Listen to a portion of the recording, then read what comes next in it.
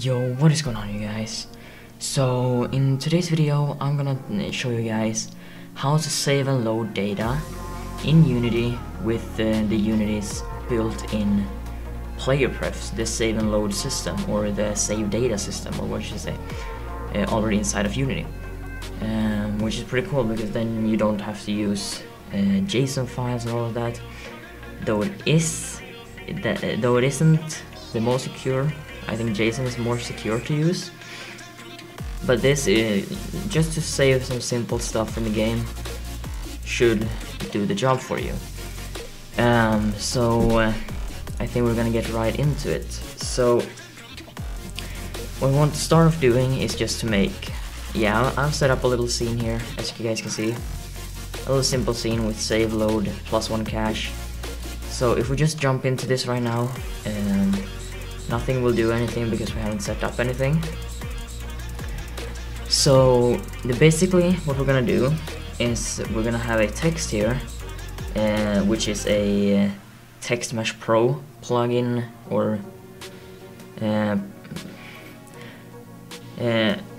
a Text Mesh Pro text, and then we just have 3 normal buttons. So this just going to display whatever we're going to try and show for the person. So I'm going to start off with creating a script called save and data. I don't know, data. I'm just gonna call it data for this, alright? Then we're just gonna open up this. There we go. Alright.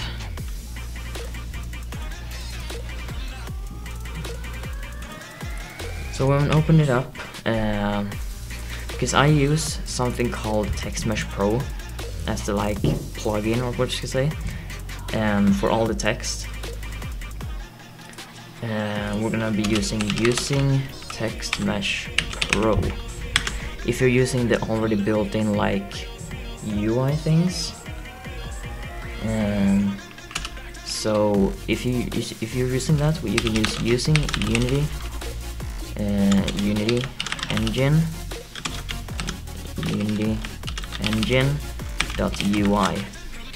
which is basically the same thing, but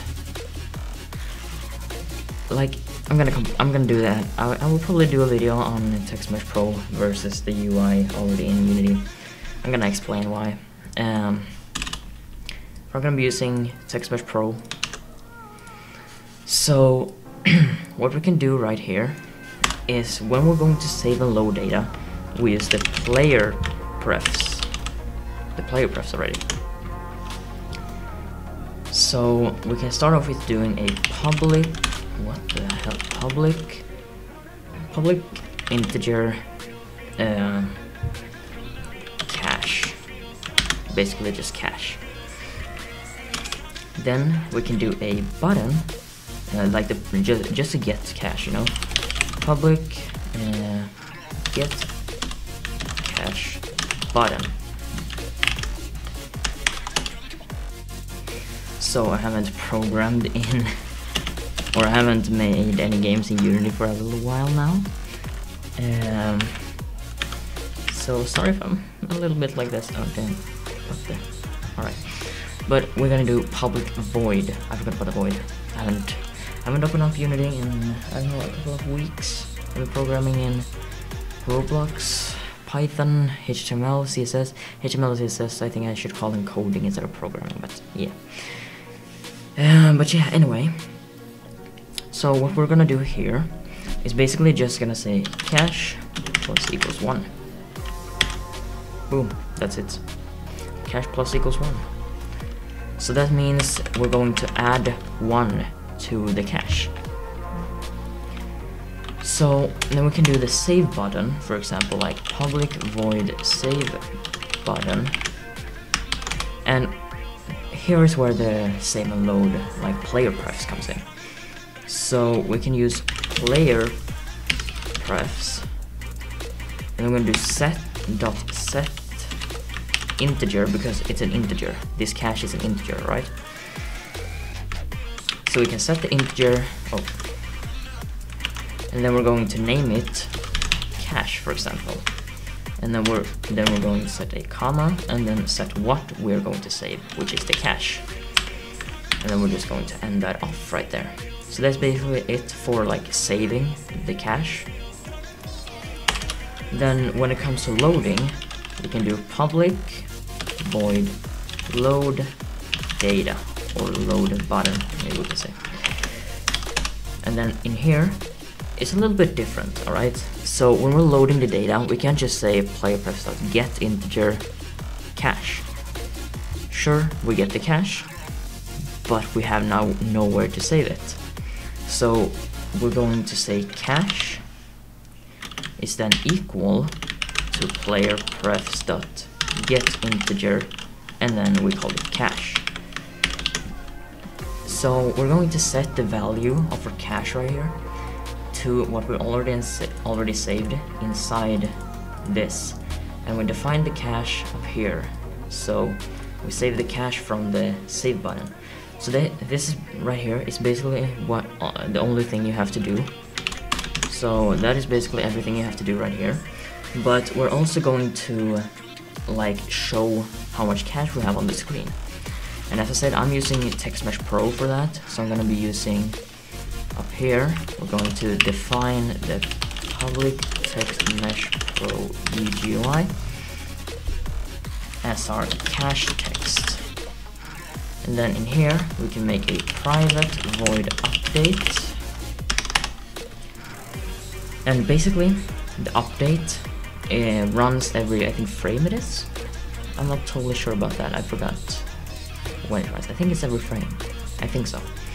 So basically what we're doing here is we're just saying cache text dot text is then equal to cache plus cache. So we're getting the cache right here. So that's basically it. So we set the text of that to cache and then text, or the cache. So basically now we can create a, I'm just gonna create a new empty game object. I'm gonna call this scripts just for this. And then we have the cache text right here, which is this text right here that I've already used. So this right here, this one is the cache text. So that is what we're going to display. And then we're going to add to the, I think you already know this. If you're trying to save data, you already know how buttons everything work, I think. So we're just going to go in here and we have the load button right here. Actually, I'm gonna do this as I usually do. I'm just gonna delete that one. Then I'm just gonna add the script to everyone, and then here we're going to do, this is the load button, so we're going to load button. The save button is going to be save button, and get cache is going to be the, where is it? Get cache button. So that's basically what we have to do right now. And as we can see here, if you click this, we get cache, and then we can click save. Boom, we saved it. And then we can go plus again, and then we can load the data that we already saved since before. And then we can save again, and then we can load, and then we can save any more, like a lot more. Now we're saving up to 33, then we can go to maybe like 40 and then load again. You do this. And then if you want the player stats or set the cache when the player joins, you can basically just do a private void start, and in here we say cache is equal to PlayerPrefs.get integer cache. So this is basically when the player joins. We don't have to like,